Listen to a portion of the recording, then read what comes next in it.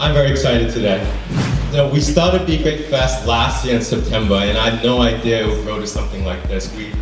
We did it last year with 1,000 people, and our whole goal was just to empower entrepreneurs to just be great and really showcase what they're really, really good at. The purpose of LegalZoom is to really kind of change the legal landscape of America, kind of allow everyone to have access to the law. I left LegalZoom after about 9 years of being there, and I kind of got the itch to start something new, and I wanted to start something fun.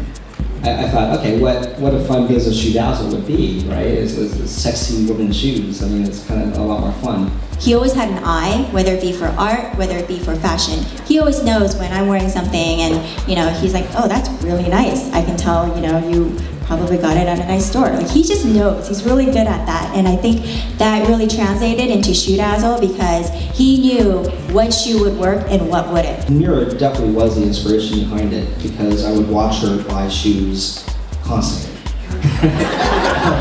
all the time. We created an environment for women online so that the shoes are affordable but also fashion forward. We decided that we wanted to get a celebrity involved with Shoe Dazzle as well. And I remember we got Kim Kardashian to be our partner in Shoe Dazzle before Kim became Kim. The earliest stages of a company, it really is about really setting strategy and vision and mission. Getting everyone at the company to buy in to the mission. When you have a company that is driven behind a purpose, to make a difference, to make change, that company actually represents the one thing that investors will always reward, which is potential. Potential is the number one coefficient of sort of enterprise value that matters the most. The friction that's introduced into the process of buying a car today because you don't trust the car salesman is inefficiency, and you can measure it in dollars. And at the average car dealership, they spend about $3,000 on every car to sell that car to you. Those dealers believe fundamentally in our core value proposition, which is that truth is more profitable and that truth is a better way of building a customer relationship, that transparency is a better way to cut costs in their business and to gain margin. Your career just flabbergasted from running a $1 billion company, then joining Playboy. Like, what do you think so that we can all relate? It's a role of CEO on that level and also as an entrepreneur just starting out. So many CEOs hire a director of strategy and then think, well, that person will figure out if there's a sea change coming in my industry. That is job number one for a CEO. They've got to be able to have the company positioned in front of the next wave of either consumer or industry change. The second is to manage the board and investors. And said another way is you have to make sure that the company has money to be able to pursue its strategies. And no more than a third of my time is spent running Playboy on a day-to-day basis. Because if I am spending more than that, now some days it's all day, some days it's no part of the day, then I am neglecting being out and being externally focused to see where we should be going. Doing my doctorate program, I saw the biggest disparity this country has between haves and have-nots is education.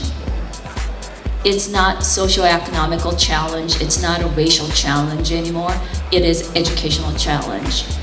Our inner city kids who are born in an urban environment with parents who are not mentors, they have a very, very little chance to go to university or be even successful in life. What is a best model to teach these kids who do not have academic rigor, but they can get into a career and they can be completely successful almost right away? It's still happening. Entrepreneurs starting out, Is that I go raise money in San Francisco and then I come down to LA to build it. Is that true? Is that why is there not enough capital here? It strikes me the businesses that you find in Los Angeles are mostly kind of at the intersection of media and tech. I don't see a lot of pharmaceutical kinds of businesses, highly scientific businesses. You know, I think there's money here, but I think it's like anything else, highly situational. And maybe there's more money in the Bay Area for startups, but I think there's plenty of money here. Certain things resonate with you and certain things don't. So just kind of as an initial screen, you kind of gravitate to certain ideas more than others. And then the other two things that I like simplicity. I think very simple ideas are ones that maybe I understand better, so I gravitate towards them. And two, the nature of the entrepreneur. I think that the sheer force of will of one person, I'm thinking of one woman we both know, who is just dynamic. But I think the entrepreneurial life force is really important to me, and that can make all the difference. So when we built Nordstrom.com, it cost us, I don't know, $3 million to build that out, right? It used to be, if you could do technology, because it was very, very hard and it was all new, you had an advantage.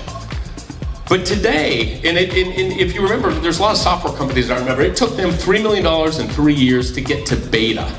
So there was a long curve. Now that the curves are shortened because technology is, in essence, easier.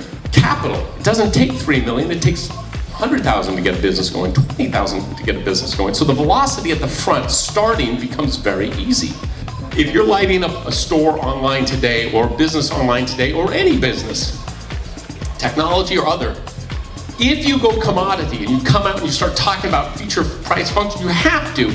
But if you don't stress building a brand, you're going to get sucked down and compete with Walmart, Target, Sears. It'll be a race to the bottom. It's a horrible place to be.